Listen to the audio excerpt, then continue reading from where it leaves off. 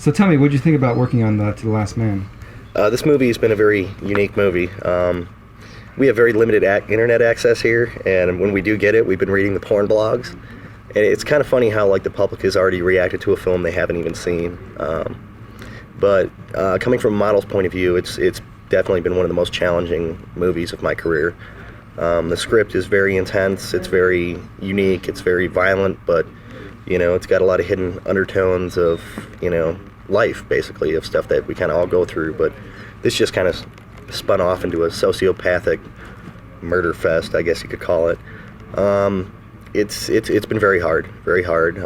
There's been times when I was actually nervous to do what I had to do in my roles, but working under the direction of Tony DeMarco and Chris Ward and Ben Leon it's been a unique opportunity, and I'm very grateful for the chance to come out here and do this film.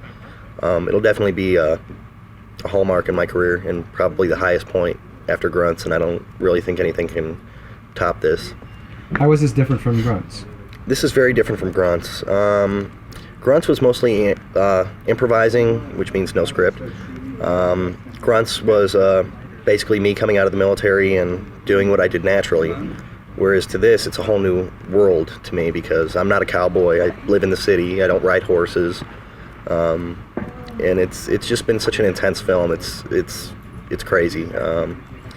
It's a unique idea that I think will do very well, that I think people will really enjoy, and it's something totally different. Something totally different. The sex is different. My character's different. The way I performed was different. It was all very new to me on this movie. And so you've just been announced Raging Stallion Man of the Year. How's that? I am the new Man of the Year for Raging Stallion. It's an honor. It's a blessing. I've worked very hard in my career, and I think I really don't know what to say. It's overwhelming.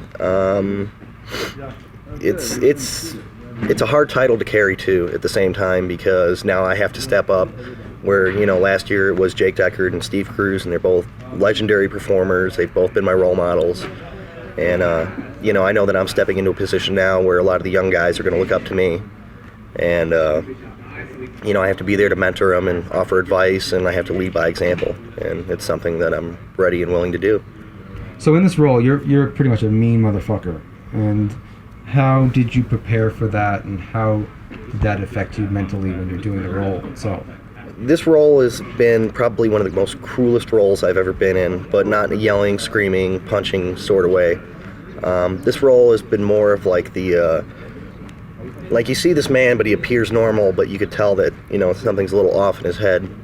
And towards the end, you start to understand why, he is the way he is, and, you start to see the real cruelty. It's always like, it's blatant, but it's not blatant at the same time. It's just the relationship that he has with the people on his ranch, and the relationship that he has with the neighbors, being Scott Tanner and all of his men at the same time. Some scenes in this film I was very nervous to do because of just the nature of it. I don't mind violence in film, and I don't mind violence in porn. I have a problem with violence in real life, but there's no way to prepare yourself, for example, to like kick the stand out of somebody that's hanging from a noose. I was very nervous about doing that. Honestly, I was like physically ill the day before and the day of until I did it, and we had to do that actually a couple times. And on the third time we did it, Jake Deckard was actually getting suffocated by the noose, and it was kind of a terrible feeling in your stomach. It's like when you wake up the next day and you had sex with somebody last night and you're like, what did I do? It was one of those feelings. The other scene that I was very nervous about was when I had to brand Anton. And that thing was very hot, and I could feel it in my gloves, and his acting was so realistic.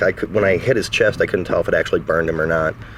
And I was very nervous about doing that as well, because I don't want to physically hurt anybody or scar anybody for that matter, especially a beautiful person such as that.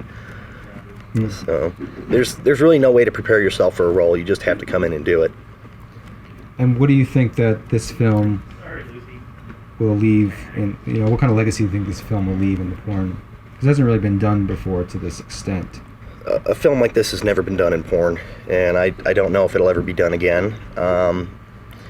Looking at the blogs and seeing what people are saying and how they're reacting to something they haven't even seen yet is kind of interesting. Like right away everybody's like, oh, it's a copycat of this, or oh, they're trying to do it like this. But I hate to tell them, once they see it, they're going to realize that there's nothing else on the market like this. It's one of the biggest production budgets in the history of porn yet again. People are going to look at this and they're going to realize it's a masterpiece. Whether, even if you don't like the violence, they'll have the edited version where you don't have to watch that, where you can watch the all sex. But I would recommend watching the whole entire thing just to at least see it and see what it's about. And a lot of people put in a lot of hard work into this film, and it's trust me, this is no easy project.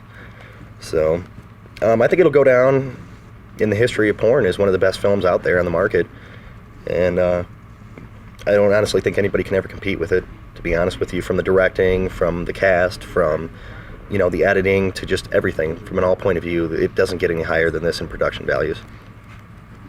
What's your favorite line from the film? My favorite line in the film? Yeah, there's been so many good ones. I think, me personally, what I'm going to remember is when Damian Rios was giving me head. And I raise the pistol up, and I shoot the pistol off, and I'm like, I said no teeth. And, yeah, that's definitely going to stand out, one of the stupid things that's come out of my mouth at random times.